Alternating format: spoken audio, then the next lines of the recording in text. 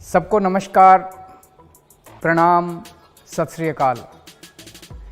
Hello नमस्कार दोस्तों, दिल्ली के प्रादेशिक समाचार के स्टूडियो में आप सभी का बहुत बहुत स्वागत है। दोस्तों यहाँ पर आपको देखने को मिलेगा दिल्ली से जुड़ी सारी बड़ी खबरें, मुख्य समाचार, ब्रेकिंग न्यूज अपडेट के रूप में, इसलिए वीडियो को शुरू से अंत तक जरूर देखिएगा। दोस्तों वीडियो को प्यारा सा लाइक और चैनल को सब्सक्राइब जरूर कर लीजिएगा ताकि दिल्ली से जुड़े कोई भी खबरें छूटे ना पाए।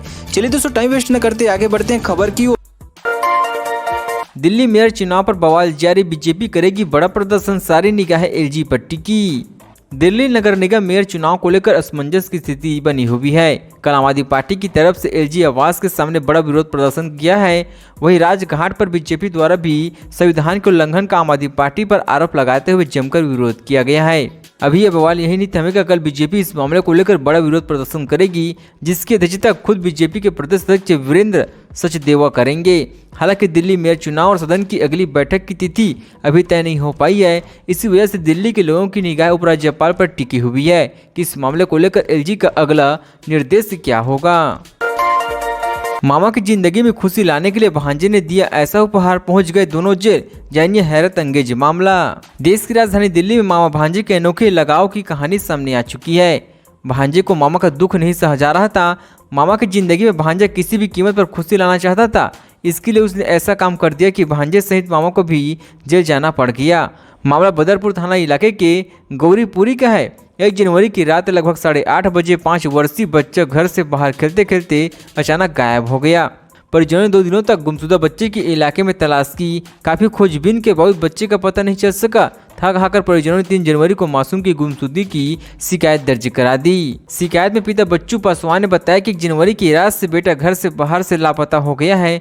उन्होंने किसी पर भी बच्चे के अपहरण का संदेश नहीं जाहिर किया। मामले की गंभीरता को देखते हुए डीसीपी साउथ ईस्ट ईसा पांडे ने मार्गदर्शन में पुलिस ने विशेष टीम गठित की। क्या आप भी द्वारका अंडरपास के रास्ते से धौला कुआं और एयरपोर्ट जाना चाहते हैं? राजधानी दिल्ली में लगातार जाम का सिलसिला बढ़ते जा रही है। एक और आश्रम फ्लाईओवर के विस्तारीकरण के कारण दिल्ली के नोएडा जाने वाले लोगों को घंटों जाम का सामना करना पड़ रहा है। वहीं दोपहर 12 बजे से अगले 48 घंटों के लिए द्वारका अंडरपास को बंद किया गया है।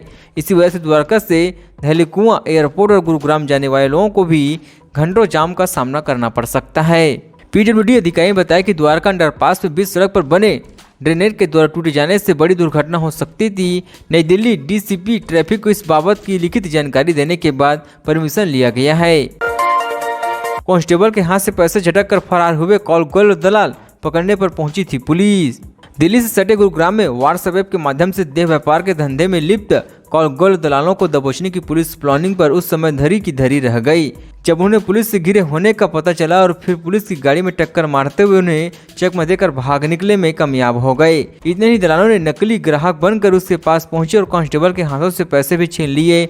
इससे पहले गुरुग्राम पुलिस को अपने गुप्तचर विभाग सेक्टर 56 इलाके में कॉल और व्हाट्सएप के माध्यम से देह व्यापार किए जाने की सूचना मिली थी। इसके बाद एसीपी हेडक्वार्टर की देखरेख में सेक्टर 56 थाने की पुलिस टीम का गठन किया गया और इस ऑनलाइन सेक्स रैकेट का खुलासा कर देह व्यापार के कारोबारी को पकड़ने की योजना बनाई गई। 7 करोड़ की ड्रग के साथ नाइजीरियन नागरिक की गिरफ्तार, डिमांड आने पर ऐसे करता था सप्लाई। दिल्ली के द्वारका जिले की एंटी नारकोटिक सेल में एक नाइजीरियन नागरिक को भारी मात्रा में हेरोइन के साथ गिरफ्तार किया है। आरोपी नए साल के उपलक्ष्य में दिल्ली में हाई प्रोफाइल प्रॉपर्टी से हेरोइन की सप्लाई किया करता था। गिरफ्तार आरोपी पिल्लर नेलू, जो कि नाइजीरियन का रहने वाला है, उसके पास से 2.5 किलोग्राम अच्छी क्वालिटी की हेरोइन बरामद की है। बरामद हेरोइन की कीमत करीब 7 करोड़ रुपए बताई जा रही है। द्वारका पुलिस को खुफिया सूत्रों से ड्रग्स की नई खेप आने की सूचना मिली थी। डीसीपी हर्षवर्धन ने बताया कि एंटी नारकोटिक सेल के द्वारका के कर्मचारी को नशीली दवाओं के तस्करों के बारे में खुफिया जानकारी मिली थी। दिल्ली में लापरवाही और खराब व्यवस्थाओं की वजह से 2022 में 479 पैदल यात्री की हताहत, देखे पुलिस रिकॉर्ड। राष्ट्रीय राजधानी दिल्ली की सड़कों पर पैदल चलने वाले राहगीर सुरक्षित नहीं है। दिल्ली पुलिस ने रिकॉर्ड के अनुसार 2022 के अक्टूबर माह तक 479 राहगीरों की सड़क दुर्घटना में हताहत हो चुकी है।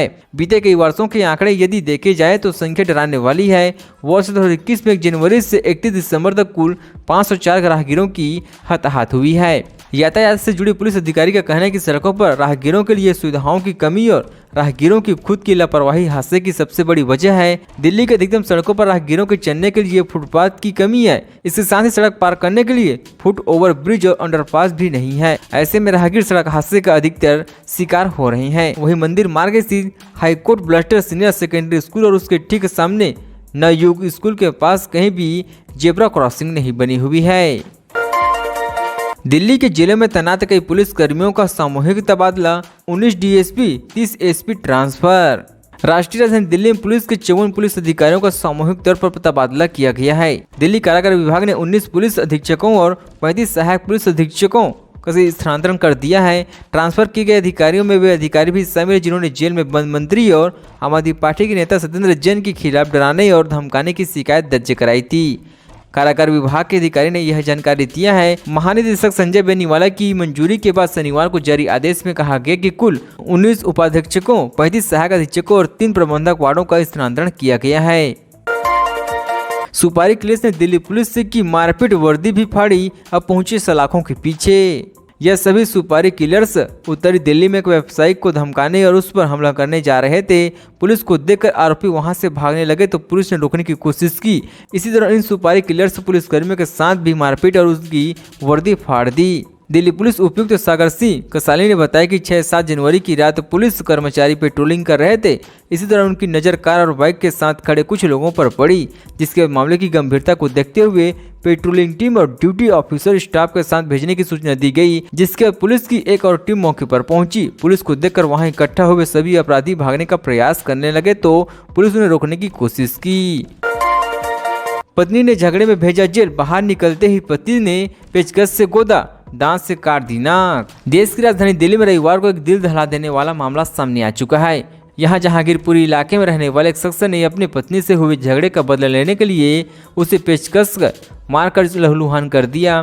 शख्स इतने पर ही नहीं रुका, पेचकस मारने के बाद उसने अपने दांतों से अपनी पत्नी की नाक काट दी। घर में चीख पुकार सुनकर पड़ोसी ने पुलिस को फोन करके मामले की जानकारी दी। सूचना मिलते ही डायरेक्ट 100 की एक गाड़ी बताए गए स्थान पर पहुंच गई, शख्स को गिरफ्तार कर लिया। पुलिस के मुताबिक आरोपी डेटिंग पेंटिंग का काम करता है। आरोपी ने पहले पत्नी पर कई बार स्क्रू ड्राइवर से हमला किया और फिर दांत से उसकी नाक काट ली। आरोपी के खिलाफ लिखित शिकायत मिलते ही एफआईआर दर्ज कर ली गई है। शहीद भगत सिंह कॉलेज में असिस्टेंट प्रोफेसर पद पर निकली भर्ती, 1,82,000 होगी सैलरी। दिल्ली यूनिवर्सिटी में असिस्टेंट प्रोफेसर पद या योग्यता उम्मीदवारों से आवेदन मांगे गए हैं। वे कैंडिडेट्स जो डीयू के इन पदों के लिए आवेदन करने की योग्यता और इच्छा रखते हो वे अधिकारी वेबसाइट से बताए गए प्रारूप में अंतिम तारीख के पहले अप्लाई कर सकते हैं। ये भर्तियां शहीद भगत सिंह कॉलेज में निकली है, जिससे तहत सहायक प्रोफेसर के कुल 88 पद भरे जाएंगे। आवेदन केवल ऑनलाइन होंगे, जिसके लिए आपको SBSE की ऑफिशियल वेबसाइट पर जाना होगा। इस बाबत जानकारी नोटिस के मुताबिक शहीद भगत सिंह कॉलेज के असिस्टेंट प्रोफेसर पद पर आवेदन करने की लास्ट डेट रोजगार समाचार में विज्ञापन प्रकाशित होने के 21 दिन के अंदर या 20 जनवरी 2023 है। जो भी बाद में पढ़ेगा उसे मान्य करार दिया जाएगा। दोस्तों, खबरों का सिलसिला बस यहीं तक। दोस्तों, वीडियो जानकारी आपको अच्छा लगा, वीडियो को प्यारा सा लाइक कीजिए। दोस्तों, आप दिल्ली निवासी हैं तो हमारे चैनल को सब्सक्राइब कीजिए ताकि दिल्ली से जुड़ी सारी बड़ी खबरें आपको इसी तरह से मिलते रहे। चलिए अगले वीडियो में मिलते हैं, तब तक के लिए जय हिंद, जय भारत।